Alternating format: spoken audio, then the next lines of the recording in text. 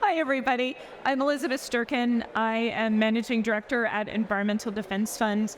We are a U.S.-based environmental organization that focuses on creating a vital Earth for everyone. We have, from the very beginning in the United States, created the model of business working together with environmental groups, and have also used markets and policy and especially science to make sure that we are focusing on addressing climate change. So we have 4 anchor regions. It's the U.S., EU, India, and China. And I lead our EDF Plus business work, working together with companies. I've been at EDF my whole career and have led a number of our signature partnerships, including working with FedEx to create the next generation vehicle, and our partnership with Walmart over really 15 years plus, the first NGO to work with them and set as a supply chain carbon reduction goal. With Microsoft, I worked to create Transform to Net Zero, which is a partnership between EDF and 10 leading companies who are figuring out how to get to net zero and helping others along the journey. So I'm excited to be here today to talk about the PC of the future and also how technology is going to help us address climate change. We have a really phenomenal panel.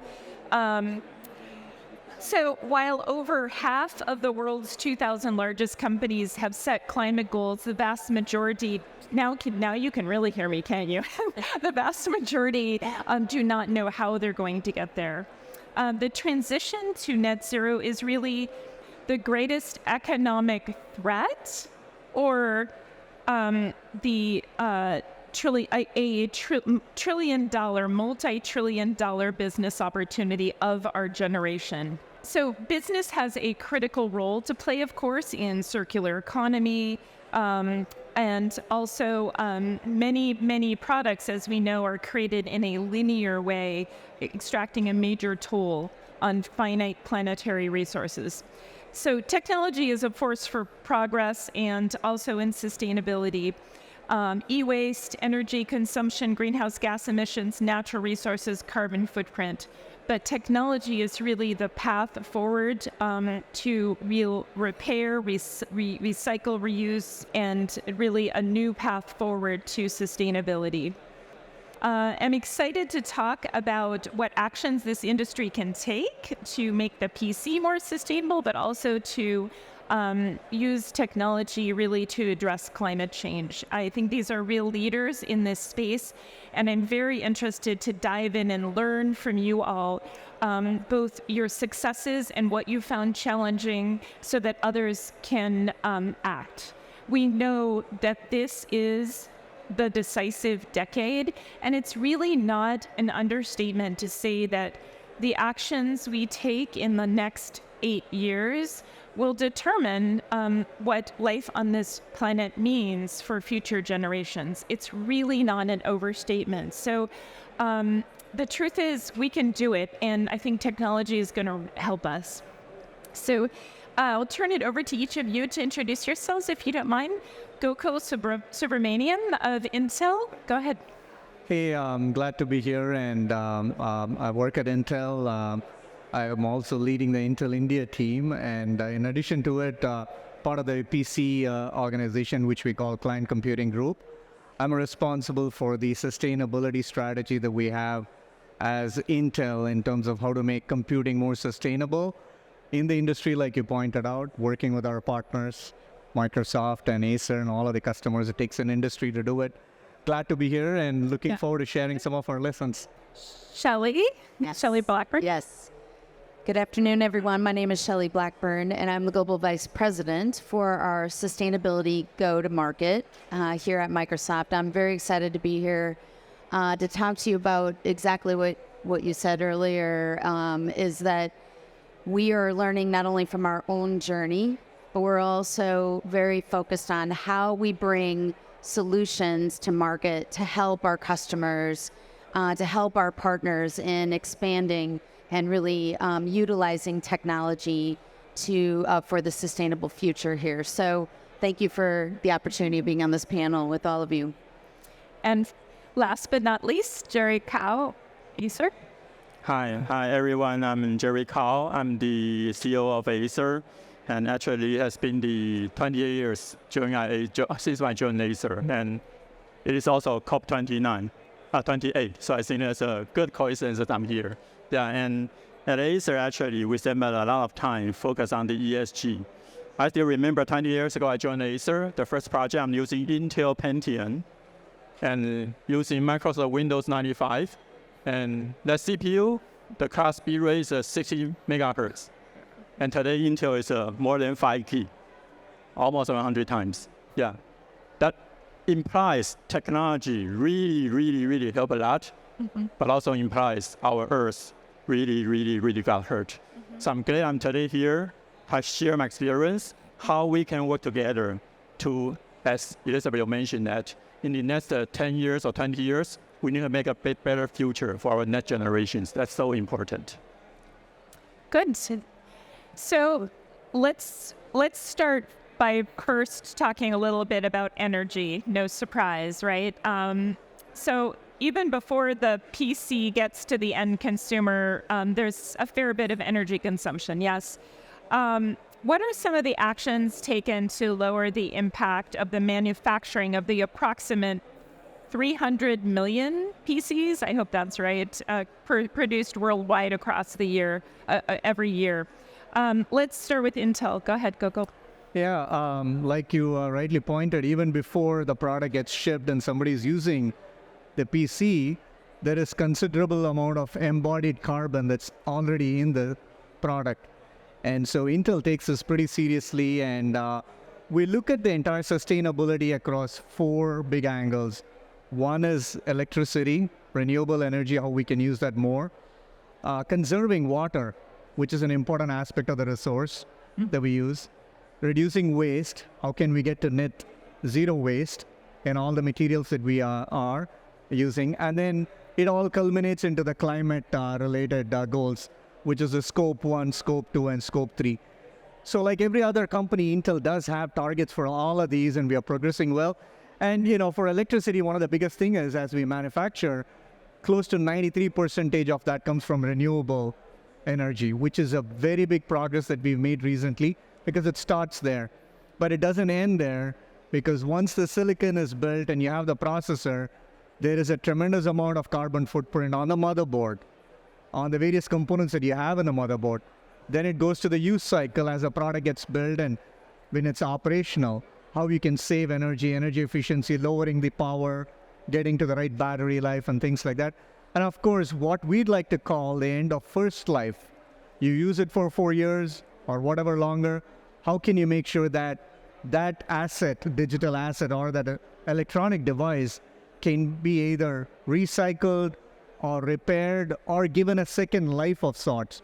So we look at the entire life cycle and pay attention to it just to begin with. That's how we look at it, because if you start to zoom in only on one, you end up missing the plot on sustainability, because it's a process that takes beyond just the silicon manufacturing. Yes.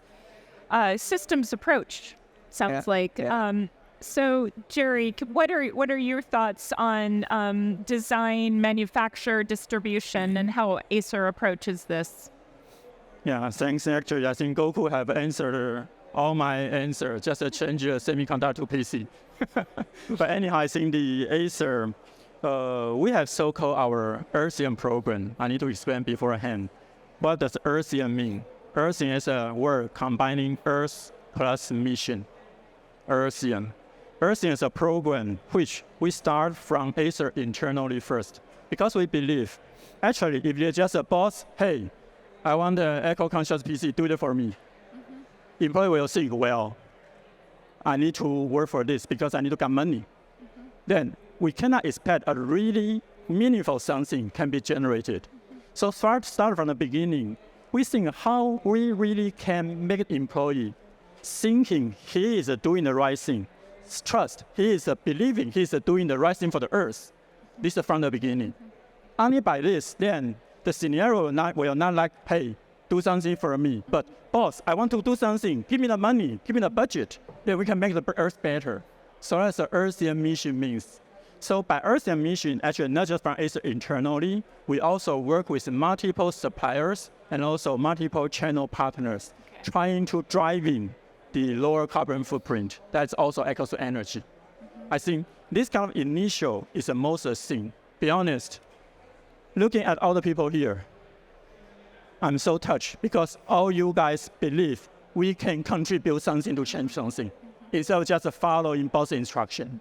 Yeah, only by doing this, then we really can do something. In Acer, we focus on 6 areas. The first is energy efficiency. The second is product design. The third one is package design.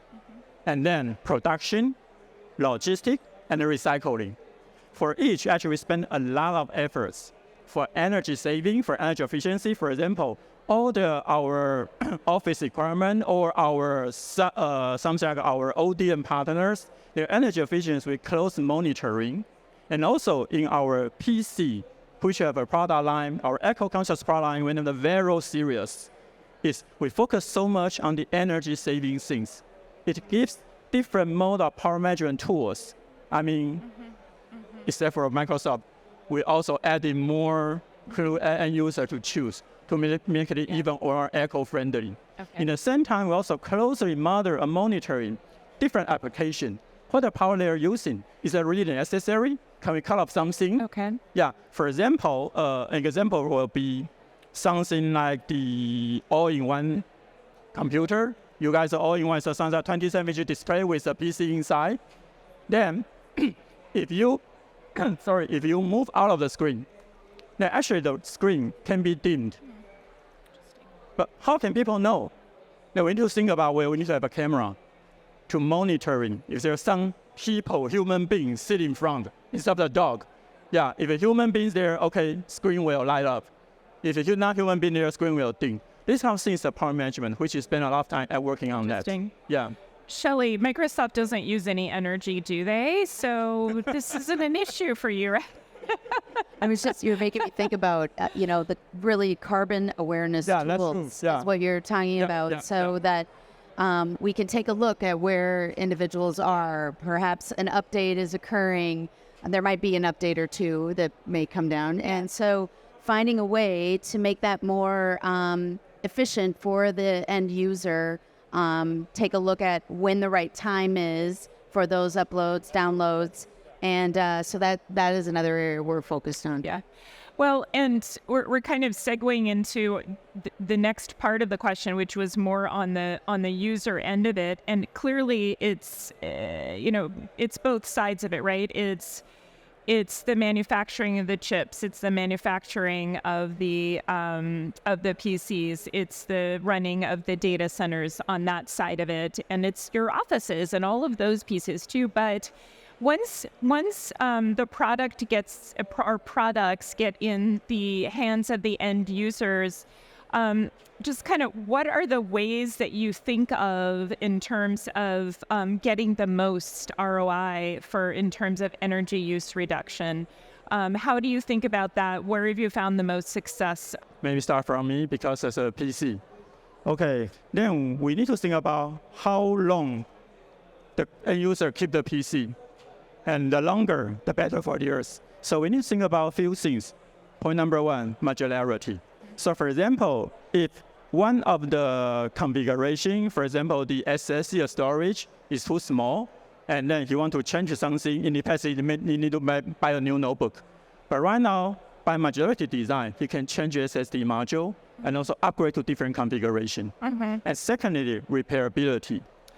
Yeah, how to make the PC to be easily repaired. Sure. Yeah, that is also something to extend the life cycle. For example, in Acer's Vero series, all the screw we're using the same type, means very easy to repair. Yeah, and another one is for something like the recyclability. I mean, if end user really, this is too old a PC, then you want to buy a new one, then we need to make sure this PC still cannot damage the Earth. So Acer has a recycle program to control it, to help end user, to lead to our recycle center. And all this is what we've done for the PC design. Yes. Clearly, getting circularity in the actual product is absolutely critical. EDF just released a report on the circular economy, and it's very clear that that is critical for us to get to net zero. I want to take one step back, though, Gokul, and talk a little bit about the PC in the use stage. Does Intel have anything to do with the energy use in that phase? Absolutely. I think the operational aspect, when we've finished building the chip, when Acer's finished building the laptop and it's with the consumer or in the enterprise space, that's when a bulk of the life cycle happens. And we've paid a lot of attention to looking at how we can efficiently use the energy. And one of the mechanisms is to be able to run intelligently the right workloads in the right low power areas of the silicon. And we provide tools for that, both to our customers, partners like Acer. We work very closely with Microsoft to figure out how we can bring those different operating modes and be able to run in a performance core versus an efficiency core so that it consumes lower power. And a lot of these are not one size fit all. You can't just give it and then say, I'm fine. You have so many personas of users. There are going to be some that's going to be actually gaming a lot versus some using 50 tabs of the browser, somebody else running a whole bunch of IT workload, or a CAD or a gaming. And so this is where we use a lot more on the intelligent knobs and gears in the energy efficiency tools, working with Microsoft and with Acer and other OEMs, where we give these tools and then we're able to tweak the system. Because these systems are also built in various sizes. Some could be a 14-inch display, another could be a 15-inch display. Some could be an LCD panel, another could be an OLED panel. They all have different profiles of power consumption. And being able to give those different knobs so that we can adapt and give it is one of the things that we've invested a lot of time in addition to what we're doing at the silicon level, but also at the system level. Well, when you say give those tools, those knobs, is that for on the company side, or is that on the consumer side, the end user side, or both? It's a bit of both. Okay.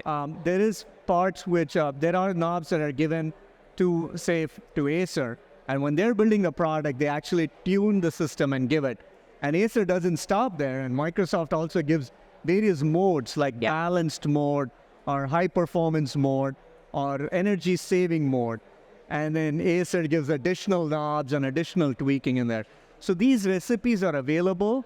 And the idea is to make sure that you don't complicate the knobs so much that the end user gets confused. And I think in this cycle, each one tries to demystify it to a certain extent and then give the most simple denominator to the user. Okay. So that they can use on top of it. Yeah. And if I said it right, Shelly, you might want to... I think back to the point of carbon awareness tools, making it as simple to the end user, making it, I was thinking from a Windows Pro or Xbox, the updates are happening based on where the user is, what time of day. Those updates can occur and the user doesn't know that. Those are the type of carbon awareness tools that we're building right into the devices and the systems. Yeah, that makes sense. So can we jump into something that Jerry was talking about really thinking about the physical products and the circularity of that? We have been in a really make waste kind of perspective, a very linear perspective in terms of manufacturing and our economic systems for quite a long time. It's very clear we need to get to circularity, but this one's really hard. This one is super, super hard in many ways. But perhaps with the PCs, there is some more opportunity, modularity, Jerry referenced, things like that. So I'd love to hear about what innovations you've tried, where are you succeeding in circularity, and what are the challenges that you think others should learn from? Gokul, you want to go first? I'll start at the semiconductor or silicon level. Waste is a big target that we have taken. trying to get to zero waste by 2030 for things that are actually hitting the recycle yard. And there are three aspects to it: how you recover material, how you reuse, and how you recycle. And we made some progress in terms of picking the right materials that can actually help us go do it. So that's at the semiconductor level. And as we get to do reference designs, one of the things that we do is give the modularity aspect that Jerry mentioned. You know, as laptops get more and more thinner, as you try to connect your ports, you tend to warp the port more than you did before when there was more thicker base and systems. And at that point, the serviceability becomes a big aspect. You take it to a service center, they'll say, hey, replace the motherboard. And that's the one monolithic piece. Instead, we're trying to figure out how we can modularize the architecture so that you only have to replace the I/O board, as an example. We're trying to experiment with some of I/O board is just one. just the input-output board, just the USB port or the HDMI port that you have. Thanks. So we're trying to work with those kind of approaches and trying to see what value that can bring in the entire, chain of action. The other aspect is we have built in certain capabilities where you can remotely service a computer. And particularly when you have in an enterprise or IT, imagine somebody has to actually drive to your site to fix your laptop. You already burnt a lot of carbon already right there. Yeah. With a person driving 20 miles or whatever. So being able to remotely manage that system through things like what we have on vPro gives us those other attributes that are important for a carbon footprint. Because it doesn't just end with the PC. It's also how you're servicing it. And also picking up telemetry. Telemetry is another good angle to know, just like how you have for Carfax, right? If you used a PC for 4 or 5 years, if there's enough telemetry that can tell how many times you dropped the system, how many times you opened it to upgrade it, it'll give an idea for how you can actually give it a second life, and also securely erasing the content. Because most of the time, people don't take the laptop out of their closet after 4 or 5 years because they're worried about what happens to my data. Not just the user data, but IT image. Yeah. So securely erasing the content is another important aspect of bringing that, circularity into play. So those are some of the things that we've been doing. And you have a solution on the data erasure? Okay, good. That's something that's why I have the big stack in my drawer. I also wanted to, before you all weigh in, make mention, I think many people know that the EU is set to release new guidelines on extending product lifetime. So basically facilitating repairs, use of standardized common power supplies, upgradability requirements, availability of spare parts, and basically requiring better resistance against bumps, falls, whatever. So there's a lot of regulations that are coming. Wondering how you all are thinking about that too, if you want to comment on that. It's a big challenge to every branding company like Acer. But Acer, we really love this challenge. Because rely on Acer to driving things is so challenging. So if government want to join to drive it, then the effect will be different. It's talking about recycle again. Look at those PCs. So thin, so light, thanks to Intel. But how to disassemble it? Yeah, exactly. How to disassemble it? Yeah. I need to face the fact that sometimes this kind of modularity things, easy to repair, easy to upgrade, conflict with the thinner and lighter design, with a very slick chassis. Yeah. Then, if you're an end user, what are you gonna choose? Well, I love Earth, but I want to don't carry a bucket notebook. Yeah. So if it's moment, government jump in, I'm happy. And actually today, not just government.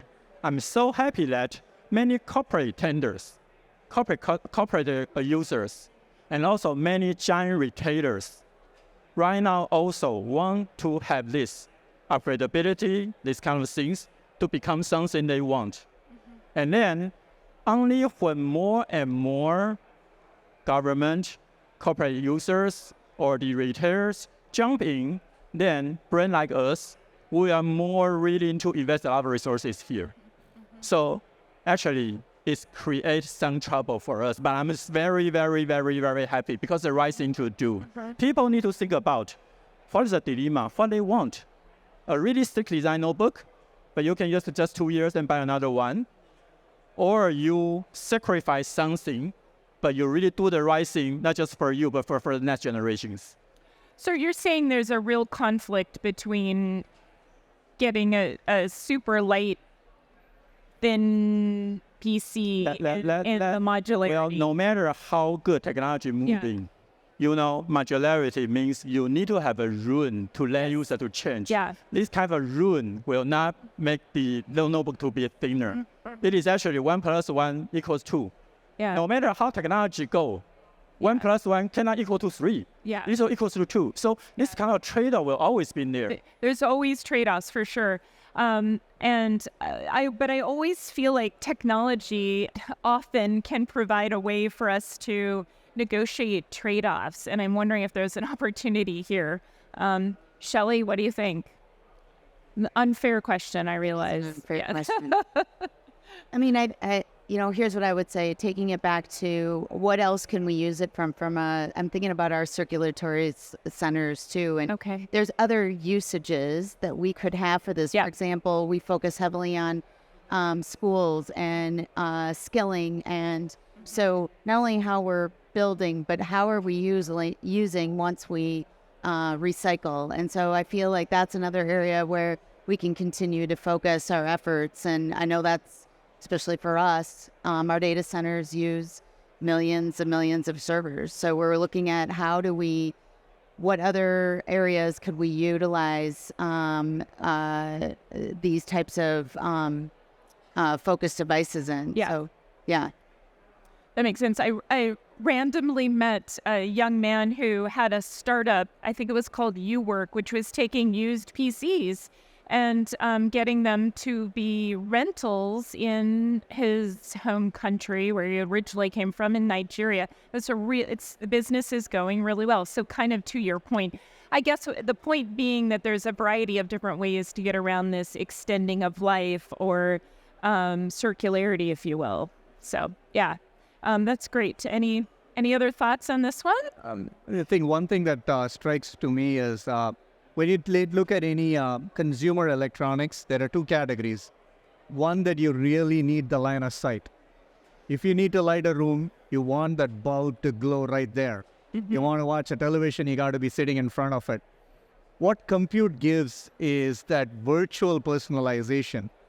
The ability to have and access the compute without it having to physically be in front of you at line of sight gives a very different ability for circularity. Mm-hmm. So you could host a number of PCs or compute that may have had a first life and can be remotely accessed by several million that lack the equitable access to technology without having to physically be in front of a compute.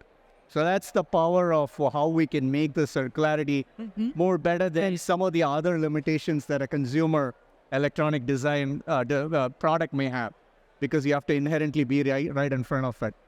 Here you can get the power virtually without having to have the space constraint. Okay, Yeah. that sounds great.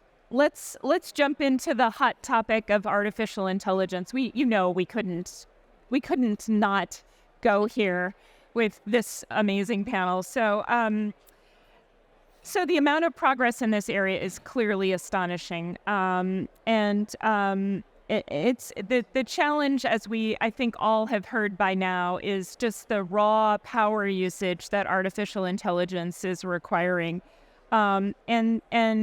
Clearly there's some opportunities here too, right? And so how do we think about artificial intelligence from a sustainability perspective? Shelly, Microsoft is clearly at the forefront of the AI revolution. What are your thoughts on this one? Well, first and foremost, yes, AI is, I truly believe that for us to get to where we need to be from a sustainable future is AI will help us get us there faster. At the same time, we also know that AI, from even just a data center perspective, we're still learning what that means to run AI. And so that's where Microsoft is also putting our research heavily into what it will take, what it is taking to make sure that we're staying very sustainable for ourselves and for our partners and customers. So, but number one, it will help us get to a more sustainable future. It's now figuring those areas. It's unlimited to how we can utilize it from a sustainability perspective. Do you want to give any examples? Well, I was just talking to, for example, yesterday I gave an example of Agdar Energy of just being able to also in their business inside of Norway, they're an energy company that they saw many of their customers starting to go utilize electric vehicles and utilize solar panels. And they're also trying to figure out where do they start to change their grid from a smart perspective. Okay. So utilizing AI from that, just from a transform perspective, that's where most of our customers want to get to, is that transformation part, whether they already have a plan in place to transform or they're looking at ways. This is a primary example of one customer that has done it. That sounds great. Gokul? AI is sometimes it might look orthogonal that AI needs more compute. So if you're going to use more compute, how are you going to be more sustainable is one argument. But I can give you some examples where AI has really helped us to build more sustainable products. One is for a lot of the power management or energy efficiency, we've used AI algorithm to intelligently lower the power. That's one aspect. Second one is we worked a lot with Microsoft to figure out how to run the right AI workload on a low power area of the SoC versus a high power. And we do that even with the software vendors. There are hundreds and thousands of software vendors that are going to start using AI. How to make sure that the right kind of AI algorithms and models are running in a low power part of the silicon rather than the higher power. So we're spending time on that. Those are all in terms of what happens externally. But internally also, we are using AI in engineering as we engineer our products. And where that helps us is it reduces the time taken to build a product. It improves the quality. It reduces the number of defects or bugs that we find, which means more time taken, more electricity used, more energy used as you engineer the product, maybe more revisions of the product. It reduces that as well. So we are using a number of AI tools in our engineering that in many ways is also adding to the overall, energy used to build a product, which again goes to sustainability. So those are some angles that we've been working on. Okay. Jerry, you want to chime in? And I think you guys finished my opinion, but anyhow, maybe adding something that many people ask me this question, and actually my answer is very straightforward. AI definitely consumes more power, just as technology consumes power.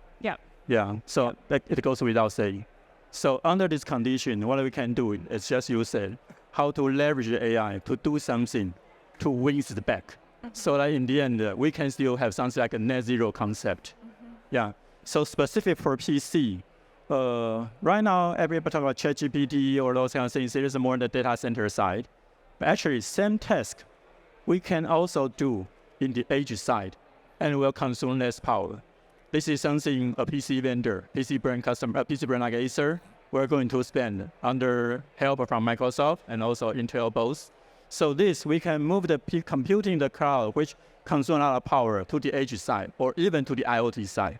And all those is still AI, but we can try to get something back, win something back.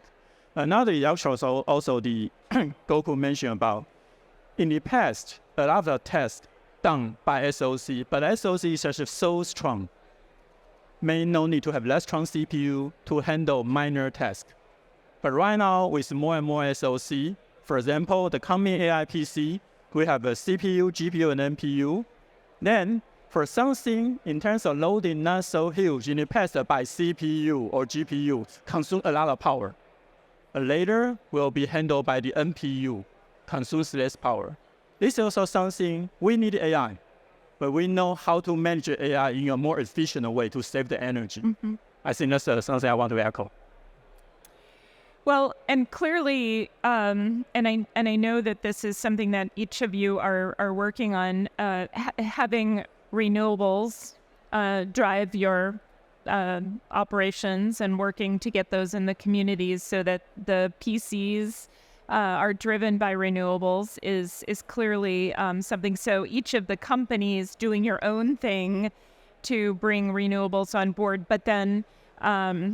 And I would be remiss in pointing out this elephant in the room, but you really need policy to bring everyone along, to change the infrastructure, to really move the energy systems to renewables. So policy advocacy becomes a really critical piece. I know you all are right in the middle of the business and you're thinking, oh, that's government affairs, but it really becomes critical, not just to achieving the sustainability piece of it, but for the business side of it. And the final question is that last one, which is near and dear to my heart, because having worked with companies for over 30 years, I know, much as many of the people in companies or the leaders feel really passionate about doing things for sustainability, and we know we must do this. There really is no other path forward. You all are businesses, right? You need to thrive, and to really thrive, it's what you do has to be good for the business. So I'd love to hear your perspective on the business drivers for what you're doing. So do you want to go first? Yeah, sustainable computing is needed for a sustainable future. And there's no debate about it. How we go crack that code such that we have business success is something we all have to figure out. And it's not something that can be kept aside or not connected to this problem statement. The second aspect is if you really embrace the aspect of sustainability in the true sense, it does give you a lot of operational efficiencies. You'll conserve lesser power, you use lesser energy, you reduce waste, you pick the right materials and chemicals that are conflict-free. All of this, in some ways, in many ways, is directly going to impact your operational efficiency. That is going to help the business. Now, as an industry, if we are committed to this, while it might seem like it is not intuitively business-friendly, I think there is a lot of opportunity to be very successful as a business in this space. Can you say a little more about where you see the biggest opportunities? And again, we haven't practiced this question, so it's a bit of an unfair one. And just wondering if you have perspective from you're running a whole operation in one country and a major leader in this business. So how are you thinking about that side of it? There are some tactical things that are low-hanging fruit that can be done, and it has to be done in partnership with the ecosystem, with the software vendors, with the operating system vendors, with PC manufacturers, as well as several component manufacturers. Simple things like Shelly brought up, where you could go offer compute as an equitable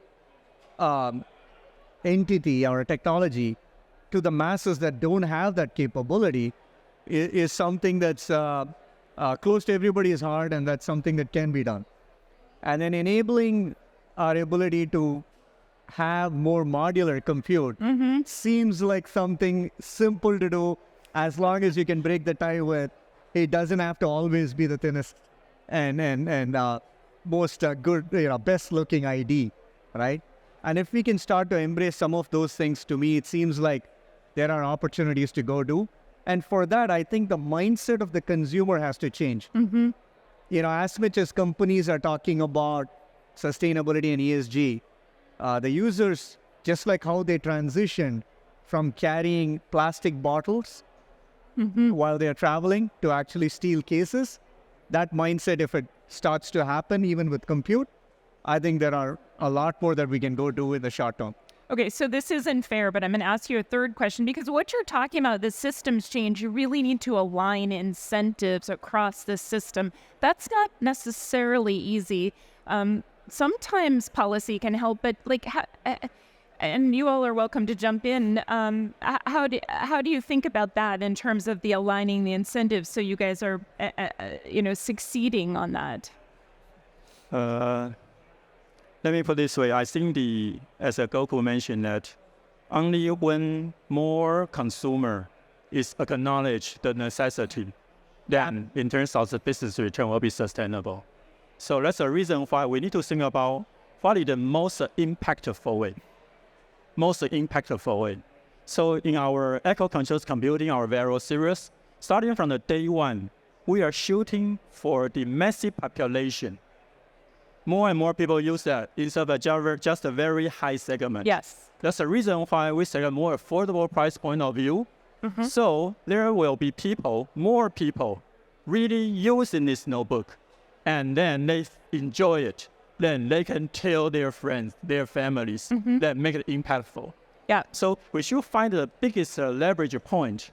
That's what our Vero product line is doing. Mm-hmm. Yeah. Okay. I think only by this way, ESG in Acer, first is a goodwill, just goodwill. Yep. Second level, investment. Means we invested today, we get return tomorrow. But right now, we treat ESG as a business. Yep. As a business. That's the reason why I can make it sustainable. But I need to say that it's still a room to improve. Many people ask me, well, Acer Vero series, Vero series are very popular. What is your goal for Vero? My answer is always my goal is there's no Vero. Because everything is Vero. Then how I need to name it differently? Yeah. Only by this way, then ESG can become sustainable. Yep. Makes sense. Shelly, So I'll say a couple of things. First of all, our journey from a sustainability perspective started in 2009. Yeah. And in 2020, we made some very bold commitments where we said we'll be carbon negative, zero waste, water positive, giving back to the ecosystem as much as we've taken out by 2030. With that, we've been learning a lot. And so now we're turning that into more of a business model where my role is to bring those solutions to market, to customers, to help them on their journey. So that's one example of a business model. Yeah. And what we're recognizing is that every customer has a data issue. It starts with data before they can actually make those improvements, regulatory, report on those issues. But now the regulatory is driving the transformation. So back to your point on policy, yes, customers are under the, I need to report, I need to reform. But now that's starting to move to, I need insights so that I can transform. Yeah. So yes, the policy I think is more from the standpoint of putting it at the forefront, but now recognizing that how do I transform my business to be more sustainable is good business. Yeah. And it will bring business models that we haven't had before. Yeah. So when you think about the customer, you've got individual end use consumers and business customers. They're the business customers, and for us at Environmental Defense Fund, we have always really tried to focus on those companies like yours who are really critical in the value chain, who can drive a lot of change.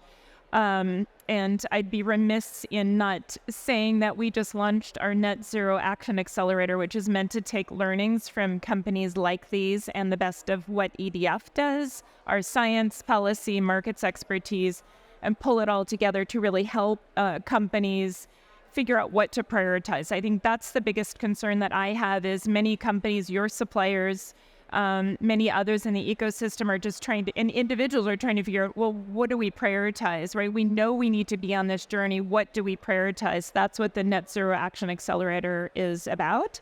And to help people in the companies with trainings and coaching, netzeroaction.org. I got to do my plug.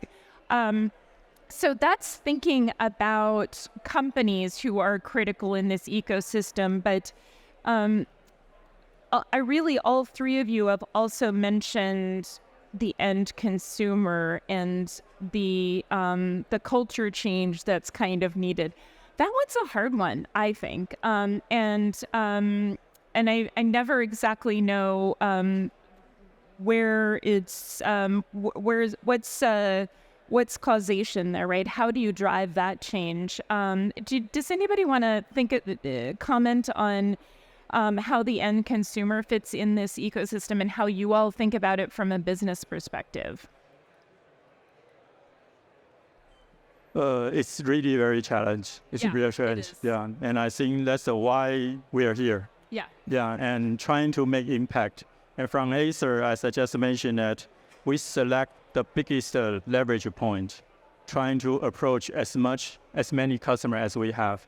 In the same time, we also buy our Vero product in their whole life cycle. Every step a user might experience, like they want to upgrade, they want to repair, they want to recycle, then all these points, they will think about this is doing the good for the earth. I think only by this way, more population, more installation base, and each installation base giving multiple points to reminding them they have opportunity to do something for the earth. This is what we can do. Yeah. But I should say, not enough. That's the reason why we need to use a policy. Yep. And we need corporate customers. We need retailers. We Yes. need this kind of vacation. Yeah. We also need to understand some media here.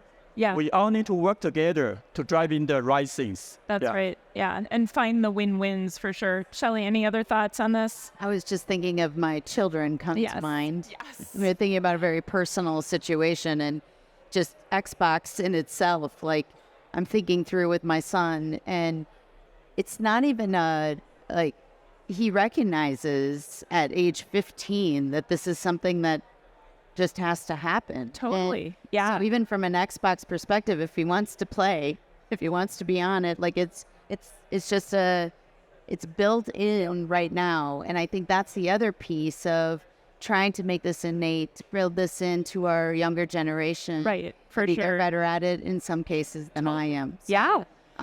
that's more of a personal side. No, that resonates. My daughter is 16, is trying to go zero waste. Yeah. Let me tell you, it's really hard. And zero plastic. Let's try that one. But just that generation, those are your future customers, right? This is what they expect. There's just no other choice for them. So, yeah, it's clear that that's the case. Does anybody do you want to each do a final remark, and then we'll wrap this up? It's been really great. I can go on. So I think you brought it up, Elizabeth, right at the beginning, that it's an industry. This is a journey that as an industry we all have to commit to make happen. And it's going to be that commitment that connects all of those dots together. Because if you were to do it in isolation, our ability to move the needle on saving the planet or be having a better place is going to be minuscule. It won't have. And so Intel is extremely committed to it. We're on a path to doing that with the ecosystem, with our partners, with our customers, which is why we are also leading and one of the first founding members of the Semiconductor Climate Consortium. We're spending a lot of time to measure, because if you don't measure, you don't know where you are and how much you are, and it could be greenwashing. So product carbon footprint, what does that really mean, measuring? And also engage with academia and research, because there is a lot of materials involved. This is an area that's ripe with innovation that's there. It's not a boring space. It's still got a lot of technology to go crack the code on this. Yeah. That's another aspect that we have to also embrace, to excite people to wanting to work on this problem state. And pull in that innovation. Yeah. Those are my thoughts. Okay, good. I would just say, first and foremost, I agree. It's an ecosystem. This is a very large problem we all can solve. And from our perspective, that is the number one thing that Microsoft is here to do from a sustainability is we have our targets, absolutely, but we're taking those targets and we're trying to turn that into learnings so that we can share that with our partners and our customers. I also think skilling is a really, really important area that we're focused on, and that we all need to be in that together as an ecosystem. You mean internally? Or? Not only internally, but externally from a skilling perspective on what does this mean to, what is sustainability mean from an overall new business perspective? Yeah. So it's sustainability skills, it's new business that are sustainable. So again, I think we as an ecosystem owe that to each other to do. Yeah. And then I would just say finally, it is a data problem, because we can't solve what we can't measure. We can't manage what we can't measure, and that's exactly what Microsoft is here to do, is to help with that problem. I still think only when you believe something is right, then you have the driving force to drive yourself toward directions. And what Acer is doing for every employee, we want them to understand that's something right. And actually, they already did. And then we can influence the parties beside us. Some are our suppliers. So actually today, 60% of our critical suppliers already coming in net zero. Great. Yeah. And also our customers. So more and more customers, they approaching Acer, asking, I like your Vero product. And just to share something, I have a friend, that is my competitor company, share with me, retailer asking, look at what Acer did. How come you cannot follow? Yes. I'm so happy. Good. I'm so happy not because they're a competitor. I'm so happy because more and more people think about the things that it become impactful. Yeah. It become impactful. And the last one will be the installation base, still the key. So that's the reason why we choose affordable product to attract more end users. And only when economic scales to a level where people think ROI is okay, then people is going to invest. So means installation base will attract more vendors to invest here to get return. Then ESG can become sustainable. Yeah. Yeah, this is something very important, and I hope this occasion, I really want everybody to share this voice out. Yes. Because in the end, we only have one Earth. That's right. My daughter is older than your daughter, 23 years old, but she's gonna face the same situation. Yeah. Yeah, very, very soon. In the past, we only see on the movie, but right now we see things happening around us. It's really something we need to take into consideration every day. Yep, that's right. So I think the core message here is there's a lot to learn from these leaders, and we need to act now. We need to prioritize the right things, and really appreciate this conversation on the PC and the future and the planet. Thank you so much, everyone. Thank you. Thank you.